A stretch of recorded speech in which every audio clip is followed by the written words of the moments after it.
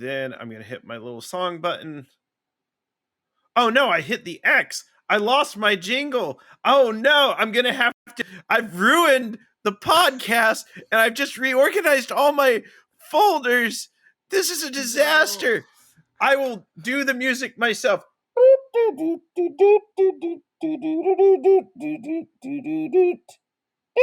Hello and welcome to the 10-minute Tabletop Talk podcast. I'm Grant Ellis, and tonight I'm joined by Anino. Anino. What are three wrestling matches you think every new wrestling fan should watch if they're trying to go beyond that basic mark level? The basic mark level. I would say Macho Man versus Steamboat in WrestleMania 3. Uh, then I would probably go to uh, probably Bret Hart versus Owen Hart. And that is that Mm. WrestleMania 10? I think that was 10.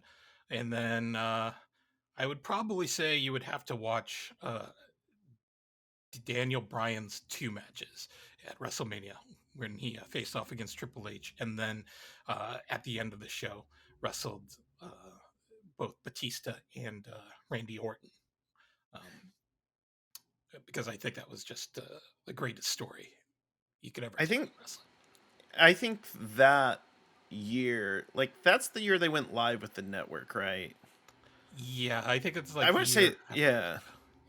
live. It might have been because I remember because they were hyping it a whole lot, and I realized I had some money, and someone called me. They said Hulk Hogan's going to be hosting WrestleMania or something like that. I was like, what? Really? What?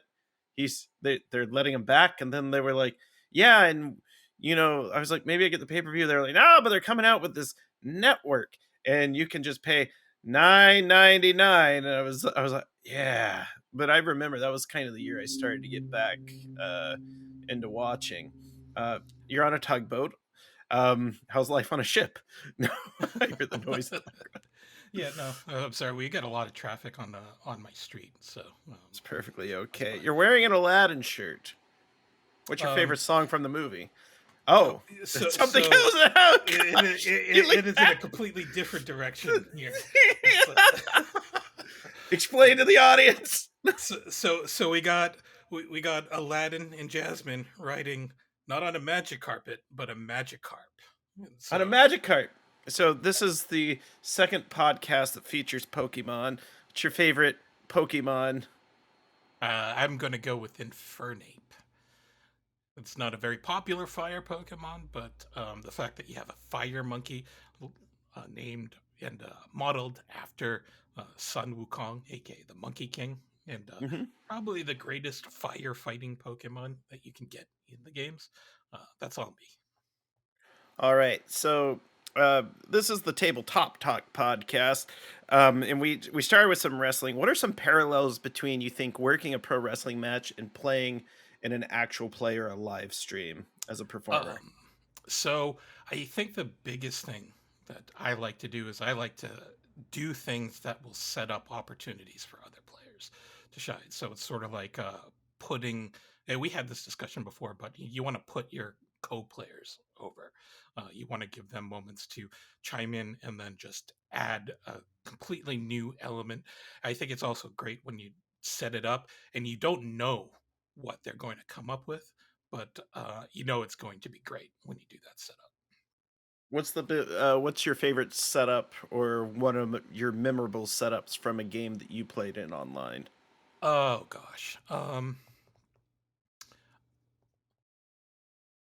there are so many, and I can't think of one. Uh, oh. I think this one last time. It was the very first session of our Sentinels of the Multiverse on Wandering DM, and we were all starting in um, immediately in the story. There was no origin stuff set up. We were all just on a mission together and already thrown together in a couple of weeks in. And the first thing I said as we were running towards our destination was I turned to a player and said, "Why are you running with your arms out like that? Ninjas don't run like that. You're not even a ninja." And so we just went on off on this whole tangent of Naruto running, and she played it off as being very embarrassed to be called out by it. But it was great to just put someone on the spot like that and see what they come Yeah. up with. Oh gosh, yeah, that brings back good memories too. Like I used to anytime I had to play with a new uh player, like, or they're joining the group like mid campaign or mid series, I'd always think in my head, what's a way my character can get under their character's skin just a little, not even necessarily negatively. Like we were playing a game and this girl joined us, and then I just looked at her, in character. I said, "You're a bit bookish, aren't you?" Just kind of needing to. She goes, "Bookish." I go, "Yeah, "No's always in a book. You have that look about you." She's like, "What says that?" I was like, mm, "The way you're kind of scrunching your eyes as you're talking right now." She's like, "That's not because I read books. That's because you're insulting me." I was like, "Hey, hey, hey, slow down."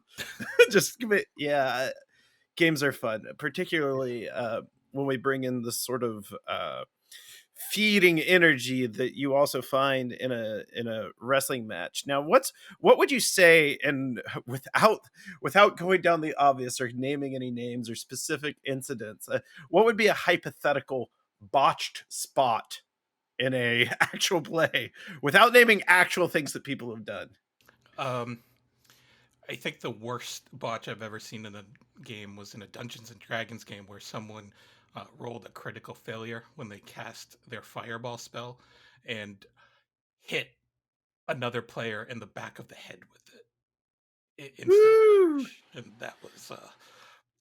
that was pretty rough. I have one. You mentioned Simon's channel earlier. Shout out to Simon. But Simon was playing in a game that I was running at Gen Con and had a friend there. And I had placed these goblet. They were trying to find this missing delegation. There was kind of like a treehouse that goblin archers were just pelting at them arrows.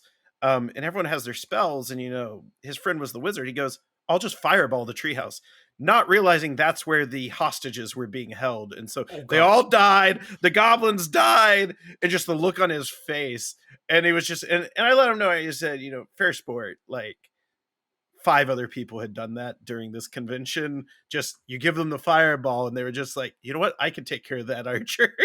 And I was just like, boom. So now I know someone's probably going to be listening to this and they're going to be like, "You're evil." Hey, I'm not the one that killed the hostages. That was Simon's friend. So it what's an experience in a game that you would hope to achieve? Like, what would be the equivalent of, like, for you personally, a five-star match in an actual play? Um, I would say in Cyberpunk Red, the thing that I'm trying to build towards is my character's CM Punk pipe bomb moment. I sort of imagine this path where he's, um, quick background. He's a pro wrestler in Night City for a basically an AEW equivalent place, and there's this WWE equivalent in the background, and my goal is to get him from as a champion of his his federation, take that with him to like the Royal Rumble as a surprise entrant and set up like this massive champion versus champion cross promotion match. Um, that would be my 5-star dream. Doing that Now, with all with this whole corporate shenanigans in the background going and as for me, I hope to recreate CM Punk's UFC debut. Low blow. on. That But is very that is very low bar. I feel so so bad. I as Oh. soon as you start, I was like, I've got a zinger I'm throwing out.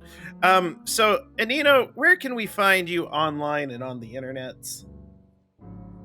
You can find me on Twitter at Anino Gaming.